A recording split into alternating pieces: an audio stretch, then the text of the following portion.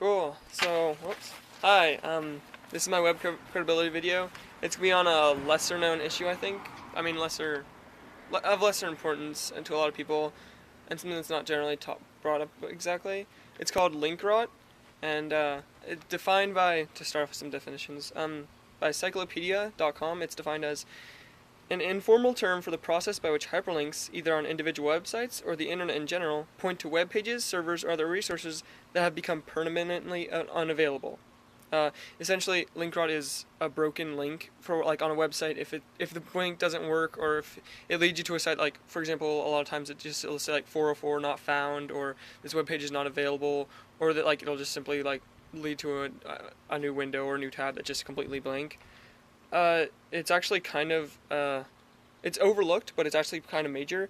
A recent study from abajournal.com found that over 70% of the articles linked by the Harvard Review, their website, they're broken. So 70% of the websites that Harvard Review links to is broken, or at least in 2009. That's when the study was conducted. I think they've made a lot of changes to it since then. But why it's an issue is because you have to find out it can help you. Linkrot can help you to find out whether a website is credible or not, because if a website has broken links, it can tell you either two things. One, and this is kind of a different issue, one, it can tell you that the website is poorly managed and it's not credible in the first place, like the sites that they're linking to, they never exist in the first place, or they're faulty information, but that's kind of not Linkrot. Linkrot would more be like where it's the issue is out of date, the website is no longer consistent with the most current information. Like, that's why the website would be down in the first place, because it's no longer an accurate website, and so the user himself removed it, and then the website that was linking to it, they still have it, and they're no longer up to date on the most current information. And so if you're using this website for a report or an essay, you wouldn't want to, like, use it exactly. As an aside, I wouldn't necessarily say that Linkrot is a defining issue, saying like, oh, if it has Linkrot, it's not an accurate website that you want to use. It's just like, avoid it.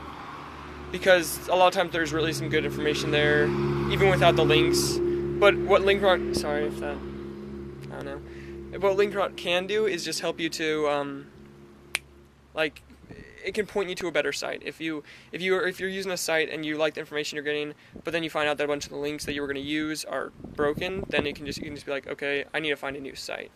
And that's essentially what it is. When you're to use it, I think that's what we're supposed to be talking about. Using how to use it, just like web credibility. There's actually a site. I had it, but my link's all messed up.